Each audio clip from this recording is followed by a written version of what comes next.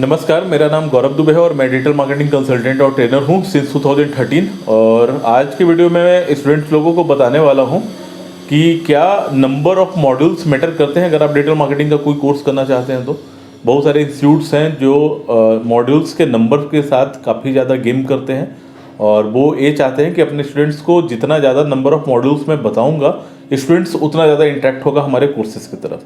तो क्या वाकई स्टूडेंट्स को मॉड्यूल के नंबर्स के अकॉर्डिंग डिसाइड करना चाहिए अपने इंस्टीट्यूट्स को कि हम इस इंस्टीट्यूट को ज्वाइन करें या नहीं, क्या इंस्टीट्यूट हमें अच्छे तरीके से पढ़ा पाएगी या नहीं। तो इसके बारे में आपको देखिए डिटेल में बताना चाहता हूँ कि नंबर ऑफ मॉड्यूल्स मैटर नहीं करते। मॉड्यूल्स में कौन कौन सी ऐसे टॉपिक्स हैं जो आपको पढ़ाई जाएंगी वो जरूर मैटर करते हैं। बहुत सारे ऐसे इंस्टीट्यूट्स हैं जिन्होंने अपने मॉड्यूल में बताया हुआ है कि मैं 100 ऑफ मॉड्यूल्स प्रोवाइड करता हूँ अपने कोर्सेज के दौरान। ठीक है, बहुत सारे ऐसे इंस्टीट्यूट्स हैं जिन्होंने लिखा हुआ है कि मैं मात्र 20 मॉड्यूल्स आपको प्रोवाइड करता हूँ।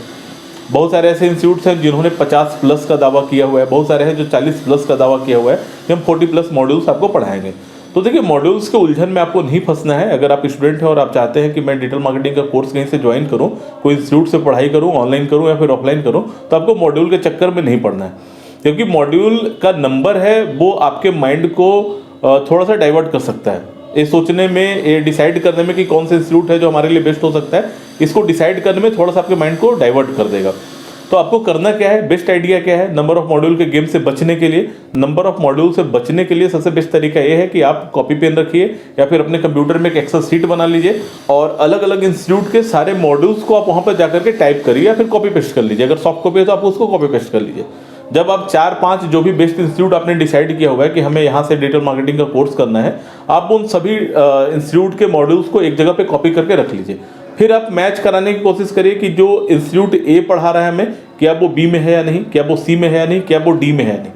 अगर सभी जगह पे वो अवेलेबल है, ठीक है, तो आप फिर उनके सब टॉपिक्स को देखने की कोशिश करिए कि क्या ये सारी चीज़ें सारे इंस्टीट्यूट में अवेलेबल है या नहीं।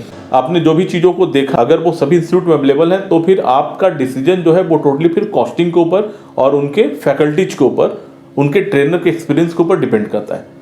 ठीक है, अब आपको ये उलझन में नहीं पड़ना है कि ये मॉड्यूल ज़्यादा पढ़ा रहे हैं या फिर ये मॉड्यूल कम पढ़ा रहे हैं, क्योंकि देख लिया आपने कि कोर्स का कंटेंट क्या है। जो चीज़ें इंस्टीट्यूट ए पढ़ा रही है, सेम चीज़ें इंस्टीट्यूट बी में पढ़ाई जा रही है, सी में पढ़ाई जा रही है और डी में पढ़ाई जा रही है। तो फिर आपको मॉड्यूल के चक्कर में पढ़ना ही नहीं है। फिर आपको ये सोचना है कि ट्रेनर कहाँ पर अच्छा है, फिर आपको सोचना है कि उस इंस्टीट्यूट के पास स्टूडेंट के एक्सपीरियंस कैसे रहे हैं, उनके टेस्टिमोनियल्स वगैरह कैसे हैं। ये सारी चीज़ों को देख करके फिर आपको इंस्टीट्यूट डिसाइड करना होता है। हालांकि मैं एक सेपरेट आपको वीडियो बना करके दूंगा कि how to choose the best digital marketing institute. ठीक है, आप अपने शहर में हैं, कहीं भी हैं और आप चाहते हैं कि एक अच्छा डिजिटल मार्केटिंग इंस्टीट्यूट का एक चुनाव किया जाए जहां पे आप जाकर के अपना कोर्स करना चाहते हैं, तो उसके लिए भी मैं आपको कुछ टिप्स बता दूंगा जिससे आपको सिलेक्शन करने में काफ़ी आसानी हो जाएगी कि आप कौन से बेस्ट इंस्टीट्यूट को ज्वाइन कर सकते हैं। अब आपके दिमाग में थोड़ा सा तो एक क्वेश्चन राइज हो रहा होगा कि जो 50 मॉड्यूल का दावा करते हैं, 100 मॉड्यूल का दावा करते हैं या जिनके पास 20 है, तो ये डिफ्रेंसिएशन कहाँ से राइज होता है, कहाँ से फर्क पैदा होता है। तो देखिए, मैं आपको बताता हूँ कि सोशल मीडिया मार्केटिंग एक सिंगल मॉड्यूल है, मान के चलते हैं। ठीक है, बहुत सारे इंस्टीट्यूट हैं जो सोशल मीडिया मार्केटिंग को एक सिंगल मॉड्यूल मानते हैं।